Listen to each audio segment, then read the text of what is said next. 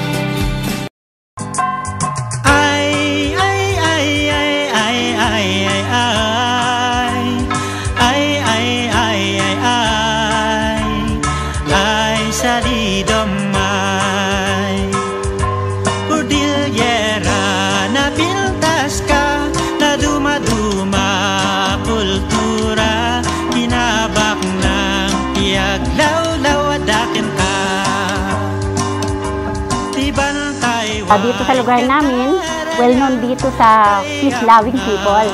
At saka yung mga opisyal namin, mga LGU, supportive din. At saka very cooperative yung mga tao. And of course, we love each other here.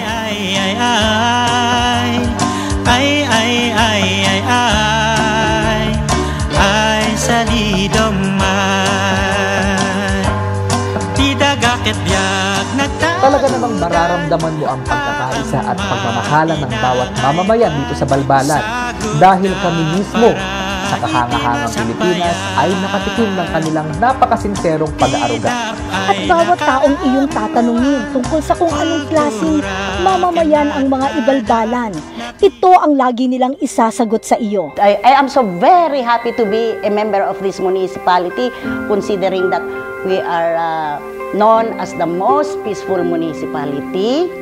We are known of our being very hospitable, and we are very supportive in all programs of the national government being offered to us, because we want that our life will be a better one. At kahit kilala ang kanilang bayan sa pagiging mapayapa, sinisiguro pa din ng lokal na pamahalaan ang kaligtasan ng bawat mamamayan at kaayusan ng kanilang pamayanan. Maganda po ang peace and order po rito, mababa ang crime rate, dahil sa kadahilanan ng mga best practice dito, yung mga active community participation in conflict resolution. Kung may nagawa man po, may mga pangyayaring kalimitan ay alcohol-related incident, inaariglo po ng mga hindi na po pinapaabot sa amin. Yun po. Pinapatunayan po nila, gaya po nung nabasa nyo sa Welcome Arc, na the peaceful community, the peaceful municipality. They are law-abiding citizens. Yun lang po. They respect individuals' human rights. Hindi ba tunay na talagang kahanga-hanga ang isang pamayanang nagkakaisa ang lahat para mapanatili ang maayos na relasyon sa bawat isa? Kaya naman saludo talaga kami sa inyo, mga kababayan naming Ibalbalan. At patunay din dito ang pagkakaisang ipinakita nila sa atin nung araw na sila'y nagdiwang ng kanilang kapistahan. Ramdam mo talagang may respeto sila sa kanilang pinagmulan dahil hanggang ngayon sama-sama pa din sila sa pagpapanatili ng mga ito. Palangiti, masayahin at positibo, ilan lamang yan sa mga ugali nating mga Pilipino. Kaya naman kahit sa nakagawian nating mga tradisyon, kitang-kita mo sa makukulay na kasuotan, palamuti at nakakainggan yung musika ang mga kaugaliang ito. At ngayong araw po, ipapakita namin kasama ang mga kababayan natin dito sa Balbalan ang napakayaman nilang kultura. Kaya sama-sama po tayong makisaya at magdiwang kasama ang mga katutubong Ibalbalan dito sa Kahangahangang Pilipinas.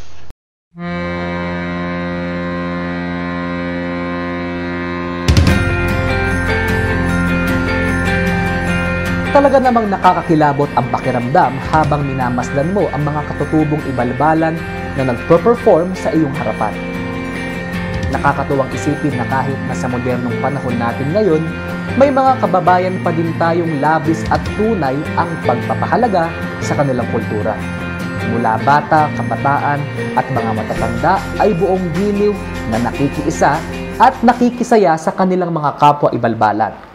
Para pasayahin ang kanilang mga bisitang, labis din ang paghanga sa kanila dahil sa respeto at pagmamahal sa natatangi nilang sining at tradisyon. At ilan nga sa mga ito ay buong pagmamalaki nilang ibinahagi sa atin dito sa Kahangahangang Pilipinas. Kaya naman mga kababayan, oras na para kayo naman ang mamangha sa talento ng mga kababayan nating Ibalbalan.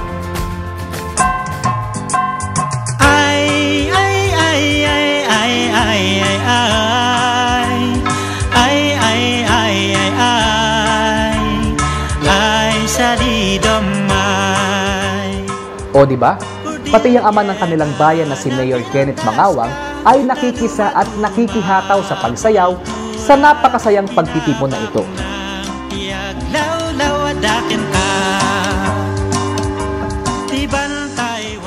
At hindi lang basta sayaw ang kanilang ipinamala sa atin dahil bawat performance na kanilang ginagawa ay pagsasadula ng kanilang mayamang tradisyon. Gaya na lamang ng pagkakasundo ng mga magulang ng tribong Saligsig na ipakasal ang kanilang mga anak sa napili nilang mapapangasawa nito. Ipinakita nila mula batang pastit pa lamang ang mga ito kung paanong ginaganap ang seremonyas ng pagkakasundo sa dalawang partido.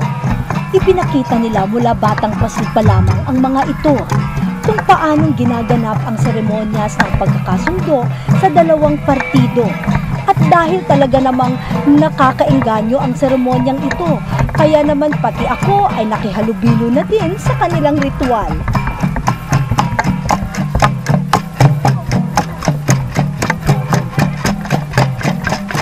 Mula sa pag-prepare ng basi o alak at ng asog o kanin ng magulang ng partido ng babae hanggang sa pagbibigay ng kalon o dowry ng partido ng lalaki. At kung ang dalawang partido'y nagkasundo na sa kanilang mga bongbong o pagpapalitan ng regalo, magbibigay naman ng panay o porselana ang magulang ng lalaki sa nanay ng bride o sa lola nito kung nabubuhay pa. Bukod sa kasalan, ipinakita din nila sa atin kung paano ang proseso ng dawak o healing ritual ng mga Ibalbalan noong araw.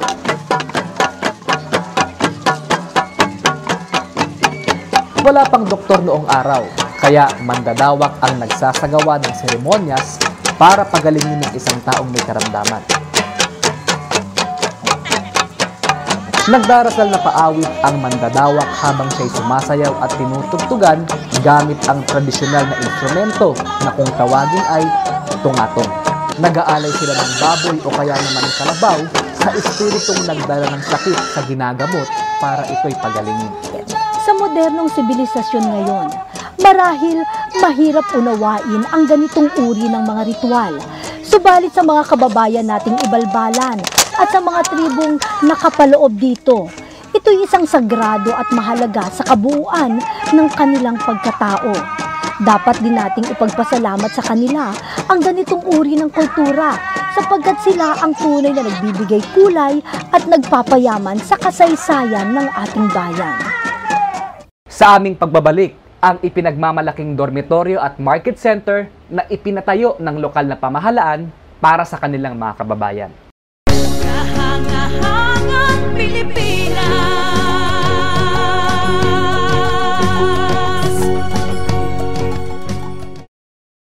kahangahangang Pilipinas.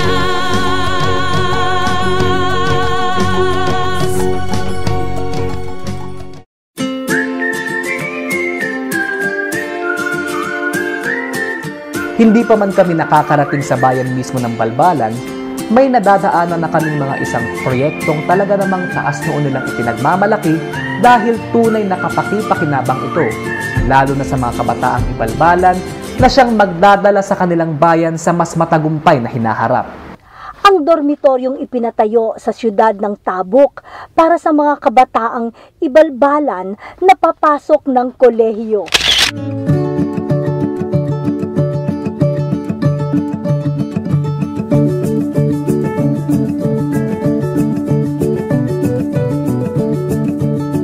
Bago pumasok si Vice Governor Mangawang, si Mayor noon, ang itsura ng Balbalan when it comes to the education sector, napakapangit, napakababa ng literacy rate dito. Ngayon, nung nakita nila yun, nag-devise sila ng program kung paano ma-enhance o mapaganda ang education sector ng Balbalan. At iso yung construction ng dormitory sa Tabuk, ang na-conceptualize na program para sa mga estudyante para masigurado na pag yung isang estudyanteng taga-Balbalan ay pumunta sa Tabuk ay nasa dormitory na yun, may security sa part ng mga parents ng ng estudyante at merong assurance na talagang nababantayan siya ay nag-aaral dun sa Tabuk. When I came in as mayor, there were projects started by the previous mayor in which I really have to complete. Since they were started, it will not also be fair if it will not push through to be completed. Say for example, the dorm at Tabuk for Balbalan constituents, I can say na malaking bagay yun para sa mga taga-Balbalan dahil it will eventually be cheaper for them to stay in the center of Caliga, staying at the dorm other than renting in other places. Napakahalaga kasi sa pamunuan ng Balbalan ng edukasyon. Dumating kasi sa punto noong early year of 2000 na pumangatlo sila sa pinakamahirap na komunidad sa probinsya ng Kalinga. Kaya naman isinusulong nila ang importansya ng edukasyon para tuluyan ng masugpo ang kahirapan.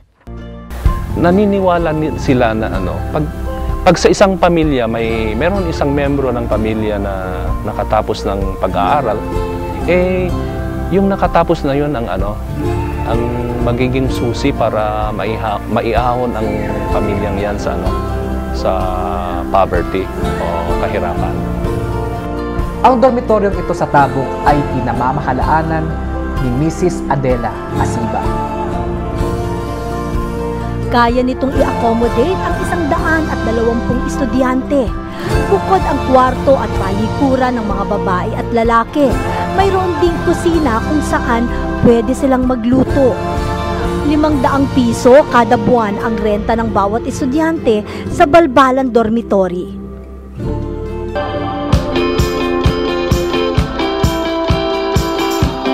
Isa din sa ipinagmamalaki ng Balbalan ang kanilang market center na sentro ng kalakaran sa kanilang bayan.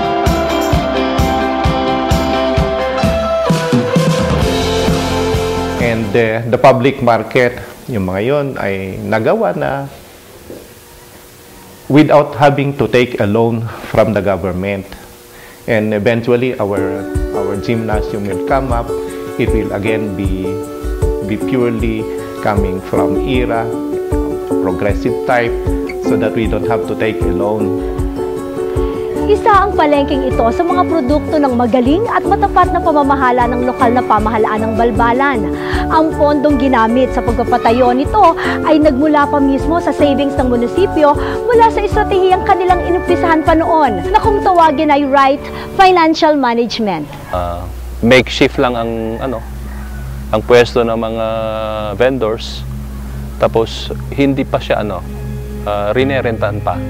Ngayon bumili yung LGU ng lot exclusive for the market center. Tapos yung concept noon, bakit ganun na malaki, tapos may mga kompleto siya sa may wet sections, kompleto sa mga sections na dapat i-offer ng isang market. Ang plano kasi niyan, kasi may 14 barangays ang Balbalan. For every barangay, meron silang one barangay, one product program. Ngayon, doon sa market center na yon, doon nila i-market or doon nila ibebenta yung OPOP nila, yung one barangay, one product program nila. O kahit hindi exclusive yun sa one barangay, one product nila. Kahit anong mga pwede nilang ibenta doon, doon nila ibebenta. Kaya naman sa aming pagbisita sa Balbalan Market Center, hindi namin pinalagpas ni Brian ang pagkakataong silipin kung ano-ano nga ba ang mga produktong maaaring mabili dito. Diyan lamang po kayo at magbabalik pa ang Kahangahangang Pilipinas.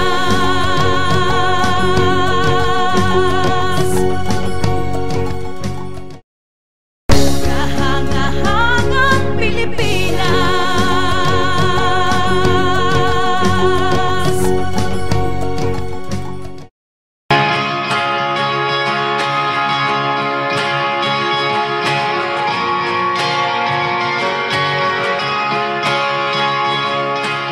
Hindi pa nagtatapos ang ating Cave Escapade.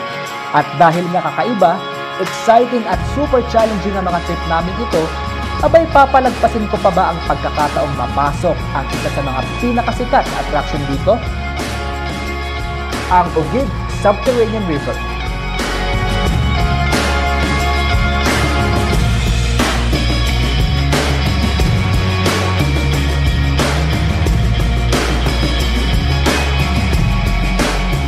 Aabot sa 15 to 20 minutes ang babiyahihin mo pababa. Ibig sabihin, maglalakad ka mula sa taas, pababa dito, sa isa sa mga entrance ng Ugin Subterranean River. So ngayon, medyo nanginginig na ako. So, kasama natin ngayon si Gab Rufino. Kapitan, para po ba sa first timer na kagaya ko, ano po ba yung inaasahan ko na nakikita ko sa loob? Tsak na pangkukulat ko kayo pag nasa loob kayo din talagang ibang-iba ang pakinamdam pag nasa loob ka. Talaga po bang sulit yung akyat pangahaw po namin pag nakita na namin? Talagang sulit ko pag pasok ko doon. Sulit na sulit. Kaya tara na. Pasok na tayo sa loob.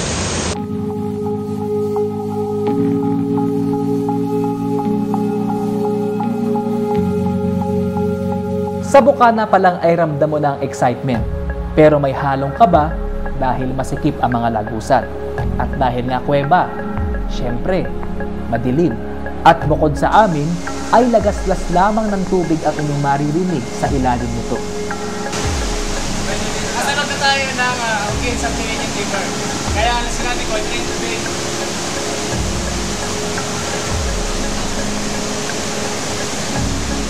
Sulit ang pagod. Tara! Akyat dito, akyat doon, baba dito, baba doon. Whew!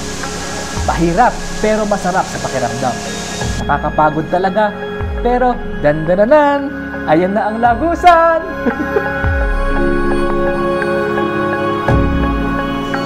Wala pa tayo sa kalahati ng ating paglalakbay dito sa Open River. Pero kung pagod ka na, merong exit sa likod. Pero sabi nga ni Kuya, maganda ba mag-exit dyan? Oo. Eh paano pag gusto ko ng extreme? Yung mas mahaba. Dito kayo. Kung sa taas. Kung doon daw sa taas. Doon tayo mag-exit. Doon tayo mag-exit sa taas.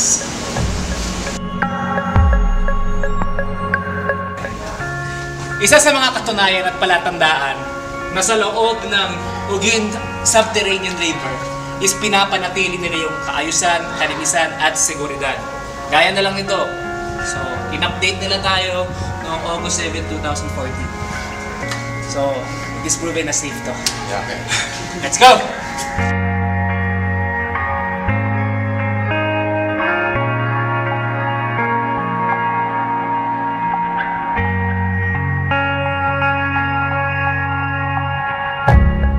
Itong dalawang bato na ito yung nagiging tulay natin dito sa baba na napakalalim.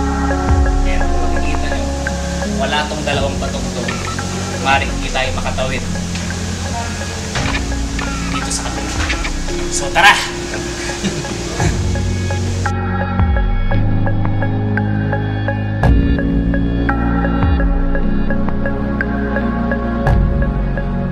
Hindi naging madali ang paglabas namin dahil mas naging makipot at mas delikado ang tinahak naming daan palabas ng Ugin Subterranean River.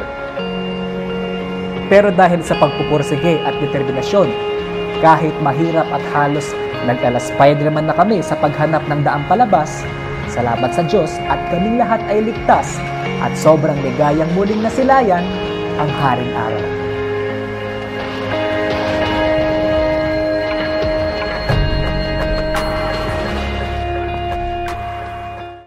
Tunay na dapat dayuhin ang bayan ng Balbalan dahil sa pambihirang ganda ng lugar na ito. At kami mismo ay namangha at may natutunan ding gintong aral sa aming pagbisita. Tunay na pagmamalasakit, pagkakaisa, pagmamahalan, pagtutulungan, disiplina. Ang kahangahangang Pilipinas po ay naniniwala na ito ang isa sa mga susi sa isang mabuti, mapayapa at maunlad na bayan. Sa mga kababayan naming Ibalbalan, bilib kami at ang buong bansa sa husay mo. Isang linggong punong-puno ng aral at inspirasyon na naman po ang lumipas at naway naging makabuluhan ng pamamasyal nating ito sa bayan ng Balbalan dito sa Kalinga. At tulad nga po ng bayang ito, sana'y dumami pa ang mga namumuno sa bansa na may tunay na malasakit at pagmamahal sa kanyang mamamayan at sa napakaganda po nating bayan. Maraming salamat po muli sa inyong pagsubaybay. Ako po si Lian. Samahan niyo po kami muli next week na maglipod sa iba pang natatanging bayan sa ating bansa. Ako po si Brian at ito ang Kahangahangang Pilipinas.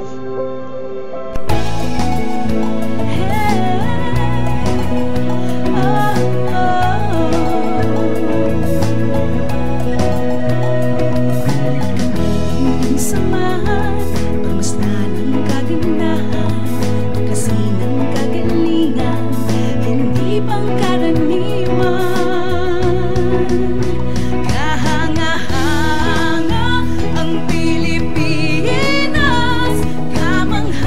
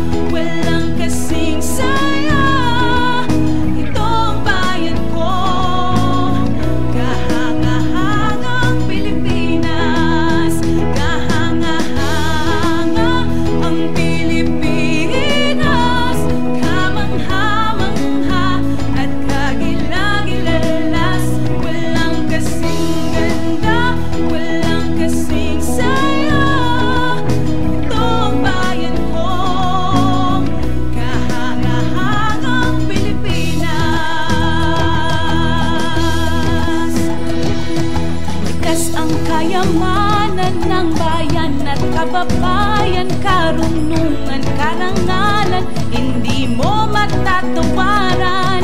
Likas ang kayamanan ng bayan at kababayan, karunungan, karangalan,